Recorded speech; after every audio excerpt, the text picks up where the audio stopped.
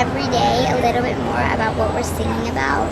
So it helps us connect to the music more to make us like feel what we're going through when we're singing. My name is Shaka.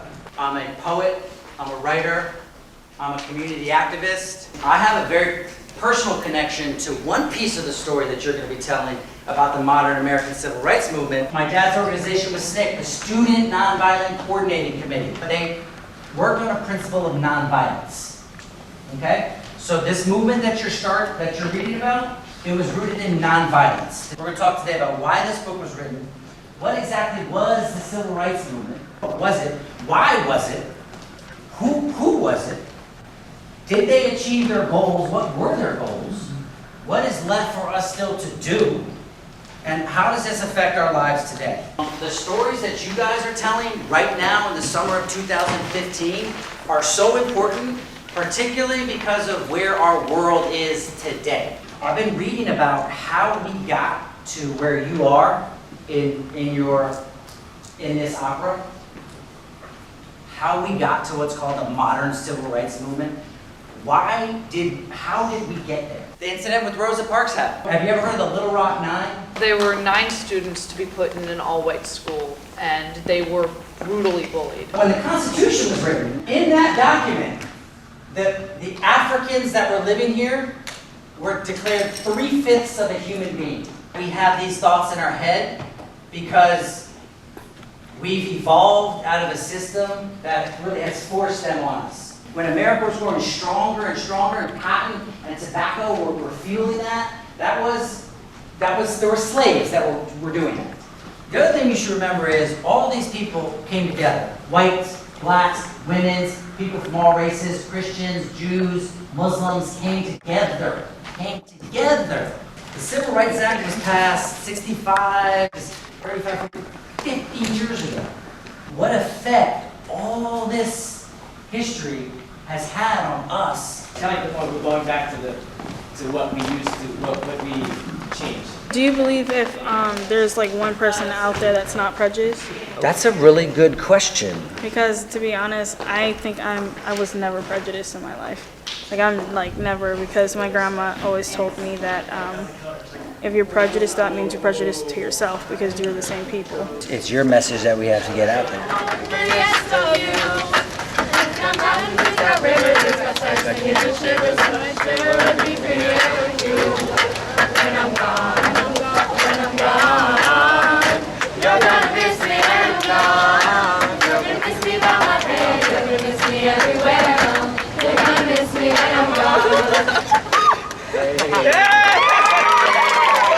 What is opera and how? Opera is a kind of like a play, but there's no speaking, it's all singing. It's a story told by music and singing. You sing, you act, but you do it to music. It's in a way a combination of theater and singing. And if you love acting and storytelling, and you also love singing, it's a great combination for you. We're going to go on a field trip and learn about African American civil rights. Fire now. It hit you! Get it up, shake it up!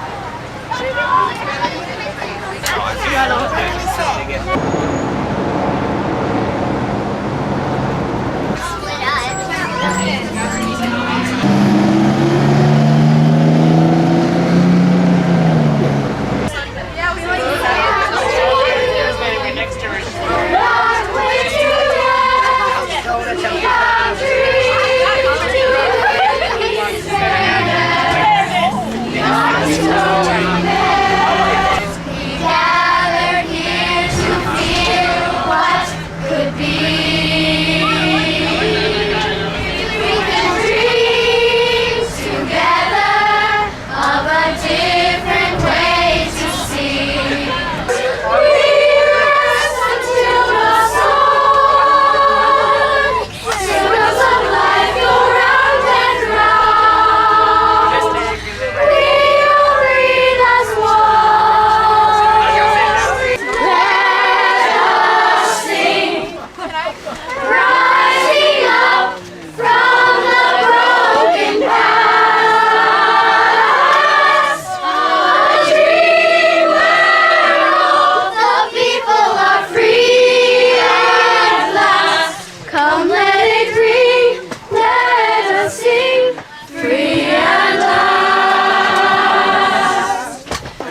my voice clap once?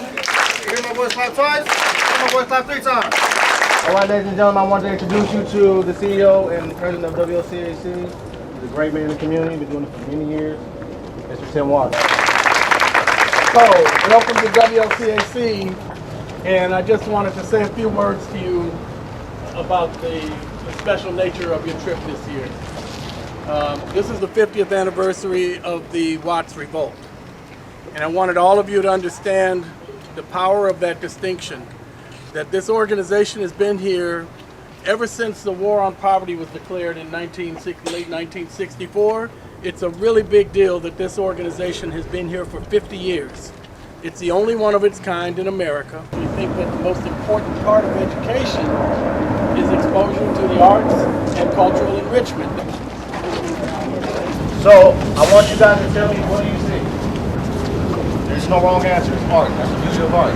Whatever you see, whatever this makes you feel, tell me what you see. You can fire it. Let's go. I feel like it's symbolizing like the new generation. Anyone? It's like the saying, it takes a village, so they're all raising the babies. Right there. Flowers look like wings, right? Yeah. I didn't even notice that. It took me 6 years to realize that. Last month, somebody just pointed out to me that there's people inside the radio. I've been doing this tour for 6 weeks. Every time I do this tour, I learn something new. This symbolizes how Africa was uprooted of all of its riches. You grow up there, right? Like if you say, hey, what up, bro? It's not bad, right? If you like, bro, it's a difference. These are things that were created to make it basically seem like we're inferior and dumb. Now we have little board game Sambo, Little Black Sambo, board games and books and things. Yes, that's what it was back in the day. You had segregated bathrooms, you had segregated faucets. How is it decided that this would be appropriate for the opera that they're doing? Actually, because of the fourth piece that we have in our opera, which is Then I Stood Up, it deals with the Civil Rights Act from 1954 to 1964. I think anytime you're playing a character on stage, I think it's important to know the history of your character, what happened to your character prior to you coming on stage at that moment and performing that piece of music. It gives it much more gravitas. Where are you sitting now? I'm sitting at a white lunch counter. Does I Stood Up have anything to do with a lunch counter? Yeah, people sat in at lunch counters in order to stand up or their right. What does your character say? I'm Standing up by sitting in. Usually every day there's at least 1 hour set aside for either museum visits so that they can learn, or lectures. They bring in different artists or teaching artists that can come in. So there's a lot of education involved too, in helping the kids learn about what they are singing about, because to truly give a good performance, you have to kind of understand the background, I think, and understand what it all means. So that's definitely an important part. There was a time when we had, in essence, concentration camps even before the Japanese-American internment. We mentioned slavery, reservations. When we forced Native Americans to move away from their homes and their homelands, and we said, you can't be here anymore.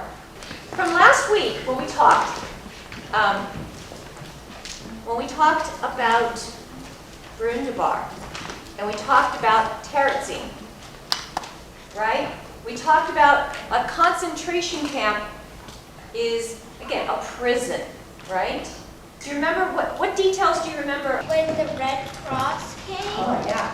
They disguised it so that it could make them think that it was a lovely town, right? Yes, sir.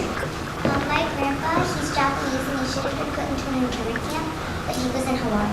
Internment camps that we had here in the United States, the actual prisons, where children your age and younger and their families were sent during World War II without any kind of trials, without any kind of accusations even, but just based on the fear and based on race. When you walk through that gate, you know you lost something. Because, you know, the gate's got guards and barbed wire fence and everything, and you're walking from a free life into a confined life. I'd love you to remember Executive Order 9066. Here we go, key civil rights vocabulary again. It's just like music, right? You have to have the power of the words to be able to acknowledge and recognize and describe something when you see it happening. You need to be able to say, these are my civil rights that are being taken away.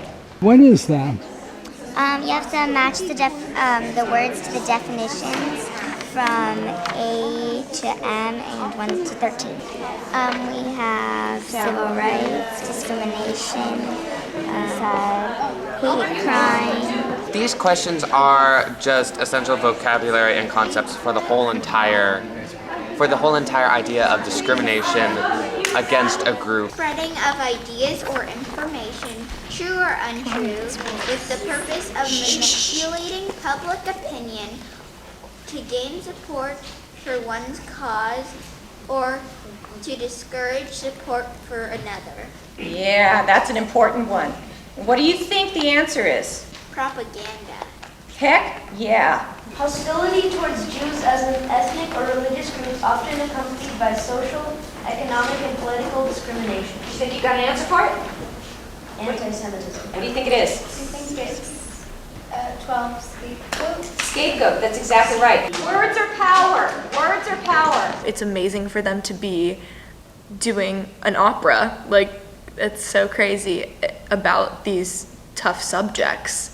And they get to express themselves and tell the world, like make the world know what has been going on and share the stories.